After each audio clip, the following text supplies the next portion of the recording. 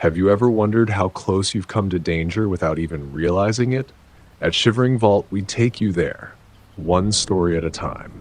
But before you drift off, consider liking this video, commenting where you're watching from and at what time, and subscribing to keep these chilling stories coming. Now, let's dive into these unsettling tales.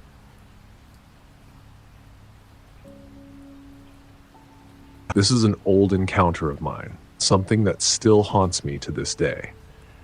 Even now, years later, I can't bring myself to hike alone without thinking about it, without feeling the cold prickling on the back of my neck. There's a part of me that still wonders if I truly escaped, or if I'm just waiting for the day it catches up with me. It all started a few years ago, back when I thought I had everything figured out. I am Alex Carter, an avid hiker, nature enthusiast, and amateur photographer. I'd spent most of my life exploring the outdoors, alone. The silence of the wild had always been my refuge. There was a strange peace in being out there, surrounded by nothing but trees, rocks, and the hum of insects. No one to bother me, no distractions. I had spent countless weekends hiking in the Texas foothills, so I decided to push further. I was looking for something deeper, something wilder. I'd heard of this one particular trail in the Texas backcountry, a place infamous among locals but largely ignored by tourists. I didn't know much about it, except for a few vague warnings and the occasional hushed conversation when the topic came up in the bars and diners I passed through on my journey. The locals seemed almost uncomfortable when I mentioned it, but I shrugged it off. My mind was made up. I needed the solitude, the adventure.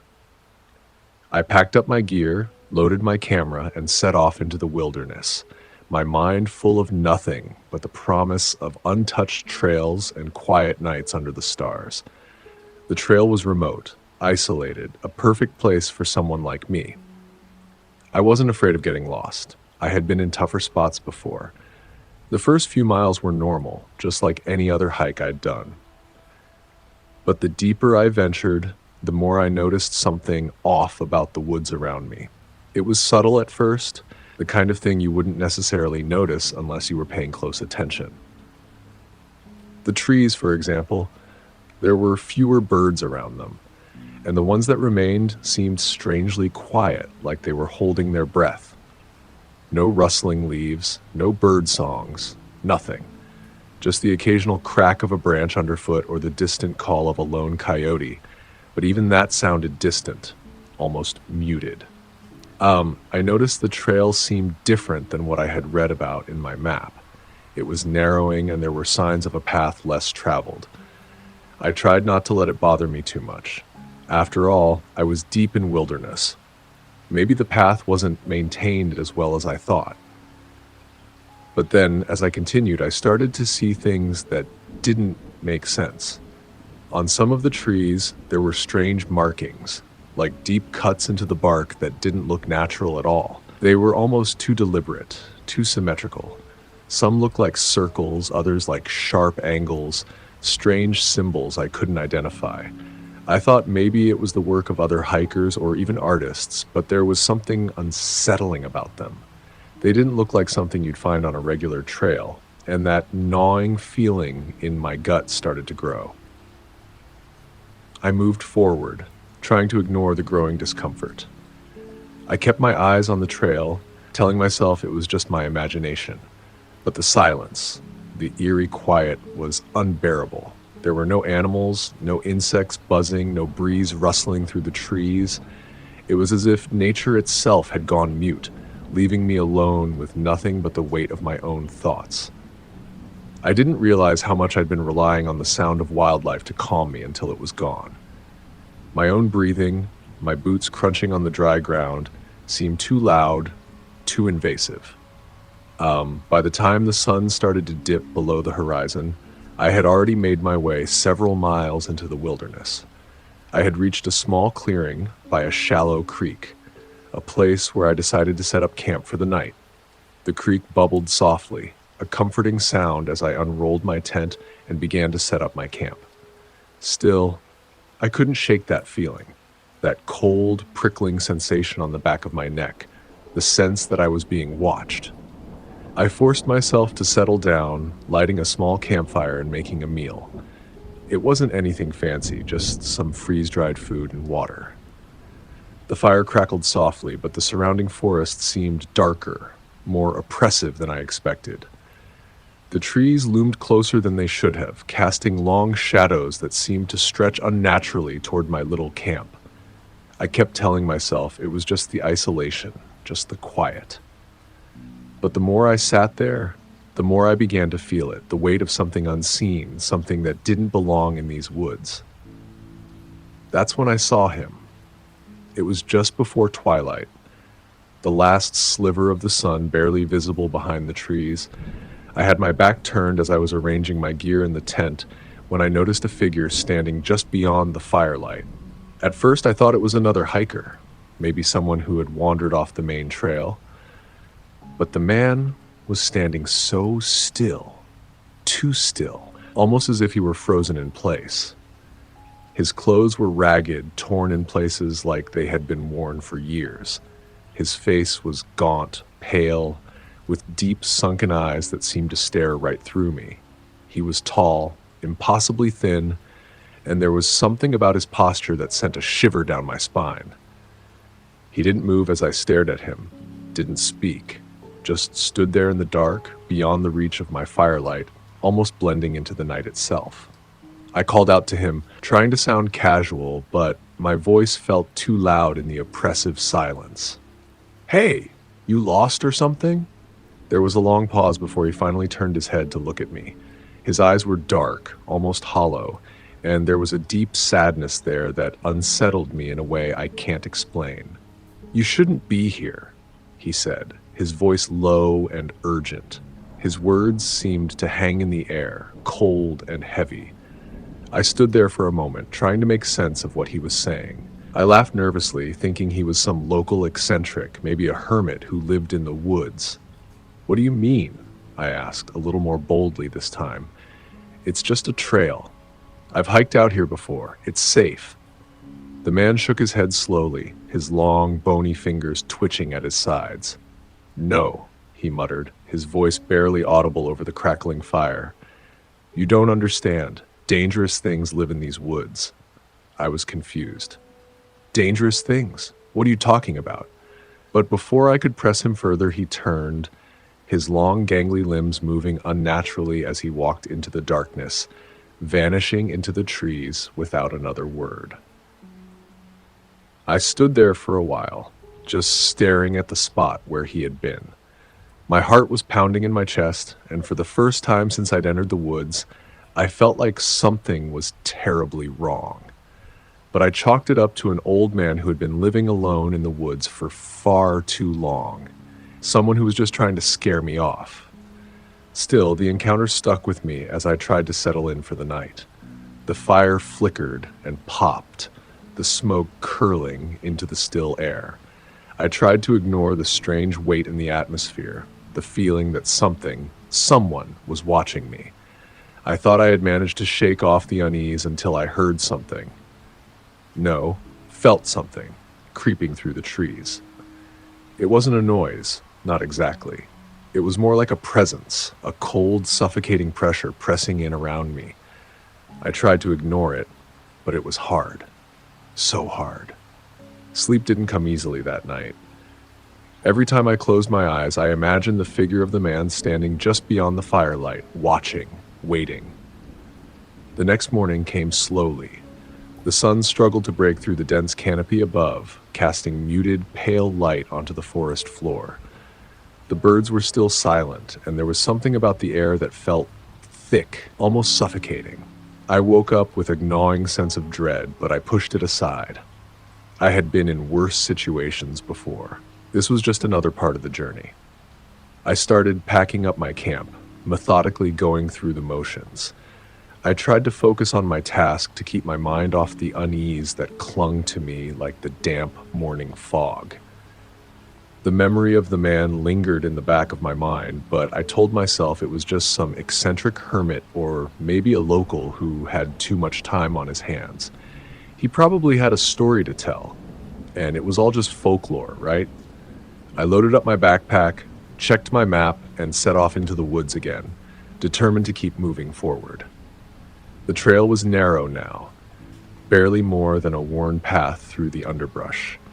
The trees were closer together here, their trunks thick and gnarled, their roots curling up from the earth like twisted fingers. The path seemed to wind in odd directions, and I had to pay close attention to the faded markings on the trees, small symbols scratched into the bark, almost too worn to recognize. For a while, I tried to ignore the gnawing sense of wrongness that had settled into my chest. I focused on my breathing, my steps, the quiet. But as I ventured deeper into the forest, the feeling only intensified. I don't know exactly when it started, but after a few hours I noticed I wasn't alone. There were signs of something that didn't belong in these woods. The remnants of old campsites littered the trail, abandoned and forgotten. But the oddest part, the way they had been left behind. These weren't just abandoned campsites. They looked like they had been hastily abandoned, almost as if the people who had camped there were running from something that made them leave everything behind. There were backpacks left open, their contents spilling out onto the ground. Clothes, food wrappers, and one tent that had collapsed on itself like it hadn't been properly packed up. But it wasn't just the belongings that struck me as strange. It was the air around the campsites. Something felt off, like the very ground had been disturbed. The dirt wasn't smooth where it should have been. It had been churned up like someone had been there recently, someone in a hurry. My heart rate quickened, but I didn't stop. I told myself it was nothing. People hike out here all the time. Sometimes people get caught up in their own world and forget the simplest things, like packing up properly, right? But the unease only grew with each step. I pressed on, even though the trail became more and more erratic, like it had been abandoned for years. The occasional tree marking, a slash in the bark, or a stone stacked on top of another, seemed out of place. I'd seen these kinds of markers before, and they were usually left by other hikers to guide their way. But these marks?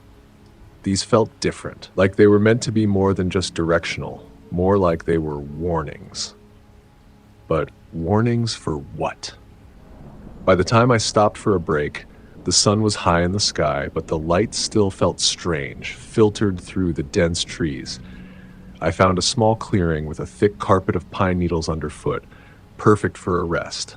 I unstrapped my pack and let it fall to the ground with a soft thud.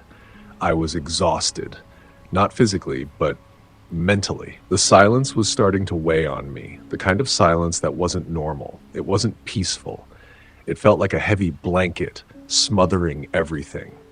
The slightest sound, a bird chirping, a twig snapping, seemed to make the forest come alive, making the stillness even more oppressive. I sat on a fallen log, pulling out my water bottle and taking a long drink. That's when I saw it. A glimpse out of the corner of my eye. Something moving in the trees, just beyond the clearing. I froze, not daring to turn my head. My mind raced. Could it be another hiker? Maybe someone who was just as lost as I was? I slowly shifted my gaze toward the movement. It was quick, too quick for a person, and it disappeared into the trees before I could get a good look at it. I couldn't shake the feeling that I wasn't alone anymore. But I tried to convince myself I was just being paranoid. I had been hiking solo for years, and I'd seen plenty of strange things out in the wild, but that didn't mean they were dangerous. This was just my mind playing tricks on me. I finished my break quickly, standing up and adjusting my pack. But as I did, I felt that cold shiver crawl down my spine. The feeling of being watched was stronger now. It was like a presence behind me, lurking just out of view, waiting for me to make a mistake. I glanced over my shoulder, half expecting to see someone there, but there was nothing, just trees and the shadowy depths of the forest. Still, I couldn't shake the feeling. I pushed myself onward, hoping to outrun the unease that had settled in my chest. The trail twisted and turned, the dense trees around me growing darker and closer together. The wind started to pick up, making the branches creak and groan overhead. It wasn't a storm, not exactly, but the air was thick, almost oppressive. The humidity clung to my skin, making every movement feel sluggish. As I pressed on, I began to notice other things I hadn't noticed before. More of those strange tree carvings. And not just a few.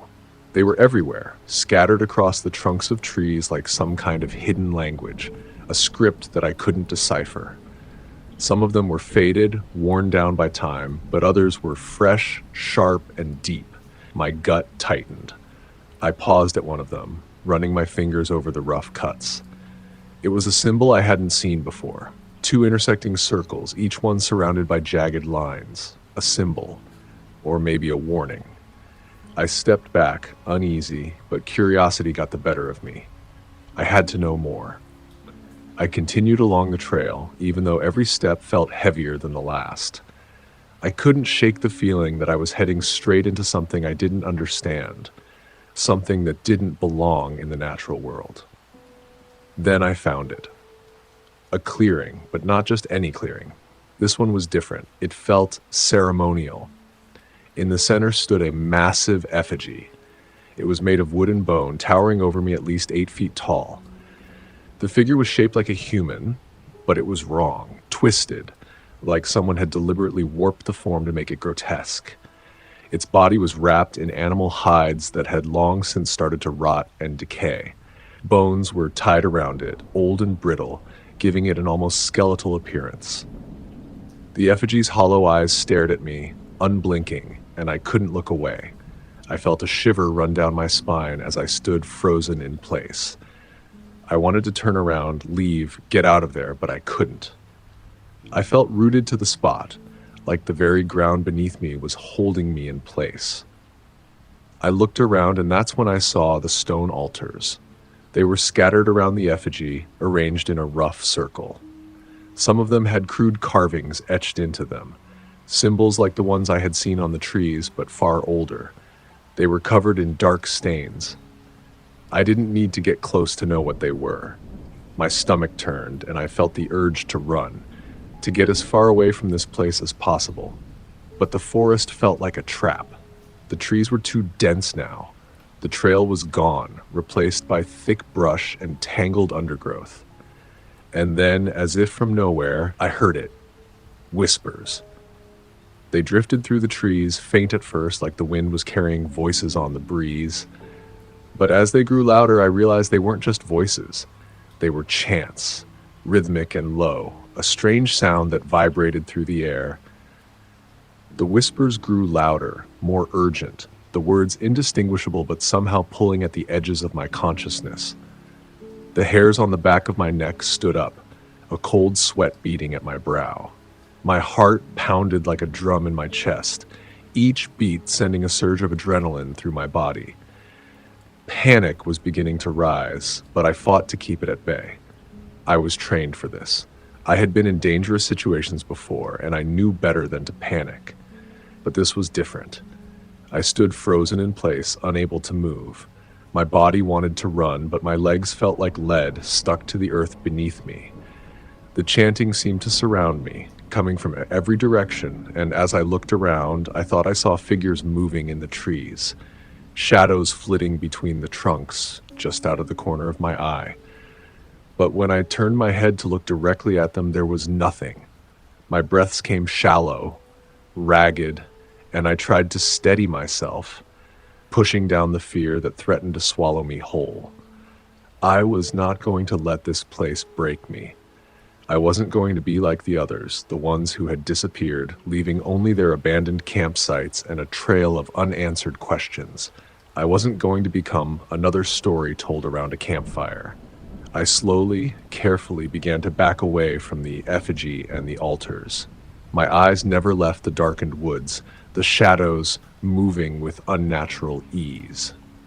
My instincts screamed at me to run, to flee as fast as I could. But I knew, deep down, that if I ran, if I panicked, I would be lost. I had to stay calm. I forced my legs to move, inching backward at first, then taking a few tentative steps forward. The chanting continued, relentless, and I could feel the ground beneath me shift, as if the forest itself was trying to swallow me whole. The trees seemed to close in on me, their branches reaching toward me like skeletal fingers, their leaves whispering in the wind as if they were warning me to stay. But I couldn't stay. I couldn't.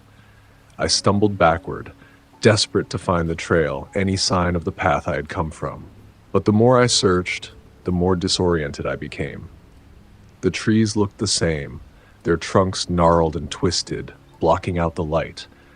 The ground beneath me seemed uneven, as though the earth itself had been shifted, rearranged, like someone had been tampering with the very fabric of this place. And then I realized something that made my stomach drop. The markers I had left, the small piles of stones, the carved notches in the trees, were gone. They weren't just gone, they were moved. The trees looked different. The landscape had shifted. The path I had been following, now a tangled mess of underbrush and fallen branches. I wasn't just lost. I was being moved, pulled deeper into the forest. Panic surged through me. My breath quickened, my heart racing in my chest as I scanned the forest around me. I could feel eyes on me, invisible eyes that followed my every move. The whispers had stopped, but in their place there was something worse, a feeling of being surrounded. And then, through the silence, I heard something else. Footsteps. Heavy, deliberate, moving in rhythm with my own. I froze, my blood turning to ice in my veins. I didn't dare look behind me. I didn't have to. I knew someone or something was there, moving with me, stalking me through the trees. It was as if the forest itself had come alive, the very earth pulsing with a dark energy, a malevolent force that wanted to claim me as its own. My mind raced, trying to think of a way out, any way out. The forest was too thick, too dense, the trees closing in, suffocating the light. I needed to get back to my camp, to retrace my steps to the creek where I had set up earlier, but I couldn't remember how I had gotten there in the first place. I turned in a circle, frantic, my breath coming in gasps as the weight of the situation pressed down on me. The whispers returned, louder now, closer. I could feel them, could feel the presence closing in from all sides. The forest was alive with movement, shadows flitting between the trees, figures moving just beyond my reach. That's when I saw it. A flash of movement. A figure, tall and thin, like the man I had met last night. But this time, there was no mistaking it. It wasn't just a person. This figure, like all the others, was unnatural, too still, too perfect in its movements. It glided through the trees, barely disturbing the underbrush, its dark eyes locked onto mine. It was coming for me. I didn't wait to see if it would get closer. I didn't wait to figure out what it wanted. I ran. I ran with everything I had, pushing myself through the undergrowth, branches and thorns tearing at my skin, my heart hammering in my chest. The forest seemed to shift around me, the trees growing thicker, the path twisting and turning in ways that didn't make sense. The shadows lengthened, stretching toward me like tendrils of darkness trying to pull me back into the depths of the woods. I could hear footsteps behind me now, too close, too fast, and I knew I wasn't outrunning whatever was chasing me, but I couldn't stop. I ran and ran, my legs burning with the effort, my breath ragged and sharp. I stumbled, my feet slipping in the loose earth, but I pushed myself up, kept running, and then, thank God, I saw it. A break in the trees, a sliver of light, a road. I pushed forward with the last of my strength, the ground uneven beneath me, and finally broke through the tree line, stumbling into the open space. My legs gave out beneath me, and I collapsed onto the dirt road, gasping for breath, my heart racing in my chest. I looked back into the woods, terrified that the figures would emerge, that I would see those same hollow eyes staring back at me. But the forest was still, deadly still. The sounds of the chanting faded into silence. I didn't care. I couldn't care. I heard the rumble of an engine in the distance, and within moments, headlights appeared through the trees. A pair of hunters, their truck bouncing down the rough dirt road. They slowed as they saw me, an obvious look of confusion on their faces. "What the hell are you doing out here, kid?" One of them called out. I could barely speak. I was trembling, my voice weak and hoarse as I managed to choke out, "Get me out of here." They didn't ask any more questions. They just pulled over and helped me into the truck, driving me out of the woods and back to civilization. When we got back to town, I went straight to the local sheriff's office, desperate to tell someone what had happened. The sheriff listened patiently, but his expression didn't change. He nodded slowly and told me that there had been rumors of strange things in those woods for years. People disappeared, sure, but he didn't believe it was anything supernatural. When they searched the area, they found an abandoned campsite. They found the remnants of gear, the fire pit still smoldering, but there was no trace of the effigy, no chanting, no markings on the trees. Nothing. They told me it was just a legend, that I had probably just gotten scared and imagined everything. But I know the truth. I know what I saw. The forest is still out there waiting, watching. And I don't think I'm the only one who's ever felt its gaze. And I don't think I'll ever be able to shake the feeling that something, somewhere, is still looking for me.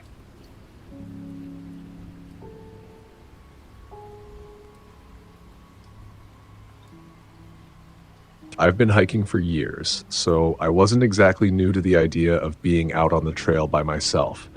But something about that day in the Sam Houston National Forest felt different. It was late fall, early November to be exact, and the air had a crisp chill that cut through the trees. The sky was cloudless, a perfect blue, and the sun cast long shadows between the towering pines and oaks. It was one of those days where you could feel the stillness of nature around you, and it felt like the kind of day where nothing could go wrong. I was ready to spend the next few hours completely immersed in the wilderness, just clearing my head and getting away from the distractions of daily life. I had planned to hike the Lone Star Trail, which is one of the most popular long-distance hikes in the area. The trail is well maintained, but it's also long and stretches into some very remote sections of the forest, so you don't see many people. That's exactly what I wanted.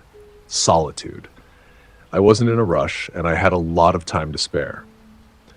As I walked along the trail, the sound of my boots crunching on the dirt and the occasional rustling of leaves underfoot were the only noises that filled the air. For the first hour, it felt perfect. No one else on the trail, just the sounds of the forest and the occasional bird call. But then I started to hear something else. Footsteps. At first, I thought it was just a coincidence. Maybe there was another hiker behind me, someone else enjoying the same trail. But as the minutes passed, I could hear the pace of the footsteps matching mine. Not getting closer, but not falling behind either. It was as if someone was walking at the same speed as me, trying to keep up. I glanced over my shoulder, trying to see if anyone was there. That's when I first noticed him. A man was walking a few yards behind me, his steps deliberate and calm. He was dressed in what looked like a ranger's uniform, dark green pants, a faded shirt, and a cap that sat a little too low over his eyes. His face was lined as though he had spent years out in the sun, and his gait was steady, like he knew these woods inside and out. But something was off about him. The uniform looked old, almost like it had been worn for decades. The fabric was frayed at the edges, and the cap had a worn-out look to it, as though it had seen too many storms and too much sun. I tried to brush it off at first. There are park rangers out here, after all. Maybe he was on a routine patrol, but the longer I walked, the more uncomfortable I felt. I didn't recognize this man from any of my previous hikes, and there was something strange about the way he moved. There was no radio or walkie-talkie clipped to his chest, no GPS, no official gear. He had nothing but that old, faded uniform and a large hunting knife strapped to his side. "Hey there!" he called out suddenly, his voice loud and clear against the quiet of the forest. Beautiful day for a hike, isn't it? I turned around and gave him a half-hearted smile. Yeah, it really is. He caught up to me with ease, falling into step beside me. I'm Ranger Dawson, he said, extending his hand in greeting. I'm just out here keeping an eye on things. Cougar activity ahead. Some of the trails have been closed off for safety reasons.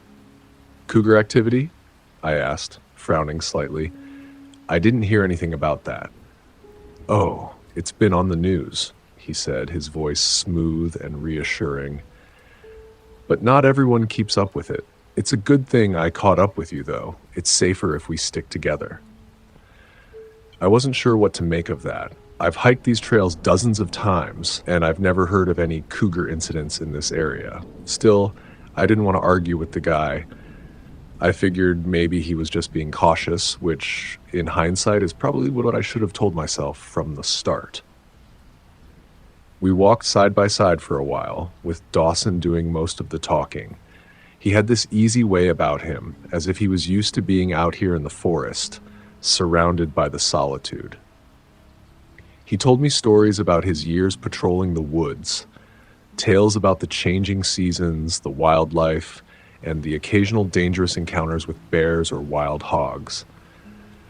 But then he started saying things that didn't sit well with me. We've had a lot of trail closures recently, he said, casually. They don't always report it, but the trail up ahead has been blocked off for a few weeks. I raised an eyebrow. Blocked off? I've been here a few times before, and I haven't seen any closures. Oh, well, they don't always keep the signs up, he said with a shrug. It's not like they want to scare people away, you know? Something about that didn't feel right. The more he spoke, the more I started to realize that this guy didn't know as much about the forest as he was letting on. He mentioned landmarks that didn't exist and even misidentified some of the plants and trees. I've hiked this area for years, so I know it like the back of my hand. And the more I listened to him, the more I realized that his stories didn't quite add up. At one point, we came across a small clearing with a large rock formation that I recognized. It was a well-known landmark on the trail, one that hikers usually use as a resting spot. Dawson pointed at it and said that's where the old ranger station used to be, back in the 80s. I was taken aback. Ranger station? There's never been a ranger station there. He just smiled, a strange, almost too calm smile, and said, "Oh, you'd be surprised what they don't tell you about these trails." By this time, I was starting to feel the hairs on the back of my neck stand up. I didn't know exactly what it was, but something about him was just wrong. His stories didn't add up, his uniform looked too old and frayed, and there was no official equipment to back up his claims. He wasn't even carrying a radio or any kind of communication device. We reached a fork in the trail, and I saw my chance to break away. "I think I'm going to head back to the main trail," I said, turning to my left. "It's been nice hiking with you, but I need to get going." Dawson stopped in his tracks, blocking my path with a casual smile. "You sure you want to go alone? It's safer if we stick together. I can keep an eye on you." The smile was too easy, too rehearsed. My gut twisted with unease. There was no way I was going to keep walking with this guy.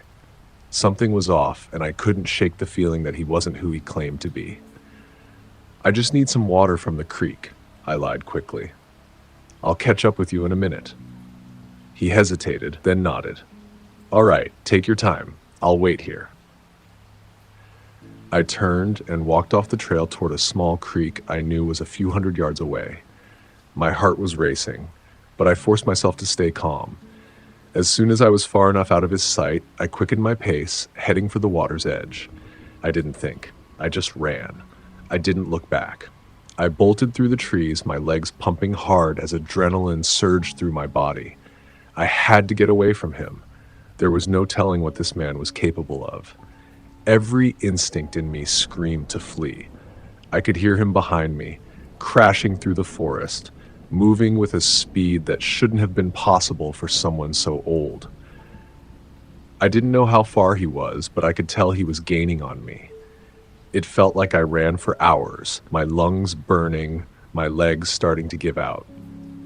But then I broke through the trees and onto a more traveled path, a familiar one where I knew I'd be safe.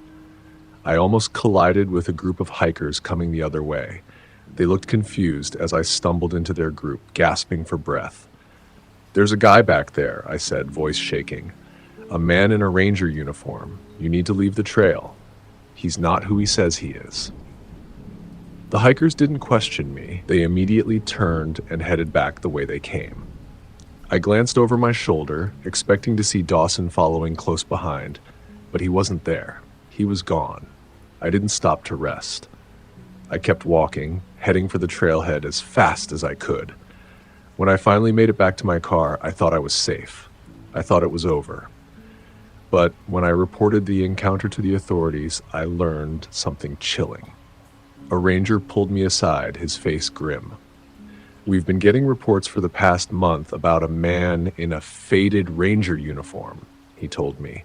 "He's been trying to lure hikers off the trails, just like you described. Some hikers have reported losing their wallets, phones. Others have been found hours later, disoriented and confused, like they were drugged or something." A week later, the authorities found an abandoned campsite deep in the woods, hidden off the trail. They discovered several stolen ranger uniforms and a large hunting knife, exactly like the one I had seen Dawson carrying. But the most terrifying part, no one had any idea what he had planned or who he really was. I don't know what would have happened if I hadn't run. All I know is that I barely made it out. And even now, every time I think about those woods, I can't shake the feeling that he's still out there. Somewhere in the vast, dark expanse of the Sam Houston National Forest, the Phantom Ranger is waiting for his next unsuspecting victim. That's it for today's tale from Shivering Vault. If you have a story worth sharing, drop it in the comments or send it our way. Don't forget to subscribe and share with your fellow thrill seekers. As always, the Shivering Vault thanks you for unlocking today's tale. Until next time, the Vault awaits your return.